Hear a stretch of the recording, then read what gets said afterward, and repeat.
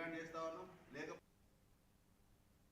బాపట్ల జిల్లాలో గోడౌన్లలో పనిచేస్తున్న హమాలీ కార్మికులు తమ వేతనాలను ప్రతి నెల 10వ తేదీలోపు చెల్లించాలని ప్రభుత్వాన్ని డిమాండ్ చేశారు.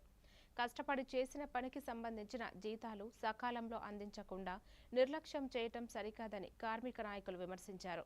సమస్యను వెంటనే పరిష్కరించకపోతే రాష్ట్ర వ్యాప్తంగా ఉన్న 255 గోడౌన్లను ఏఐటీయూసీ ఆధ్వర్యంలో బంద్ చేస్తామని హెచ్చరించారు.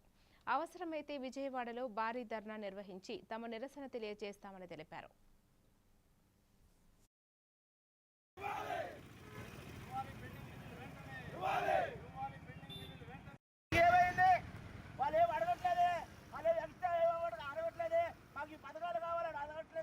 వాళ్ళు పని చేసుకున్న డబ్బులు మాకు 10వ తారీఖు కల్లా ఇవ్వండి చాలు అని అడుగుతున్నారు. అంతే, వారు పని డబ్బులు కూడా మనం ఇవ్వలేక మనం ఇంత నిర్లక్ష్యంగా ఉంటే ఈ ప్రభుత్వం మరీ దారుణంగా వ్యవహరిస్తుంది.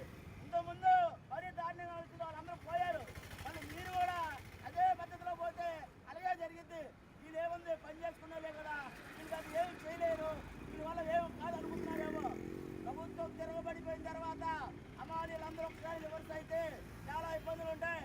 ఈ యొక్క సమస్యని అమ్మటే పరిష్కరించి మా యొక్క చేస్తారా లేదు, కాకపోతే రాష్ట్రం మొత్తం ఏఐటీసీ ఆధ్వర్యంలో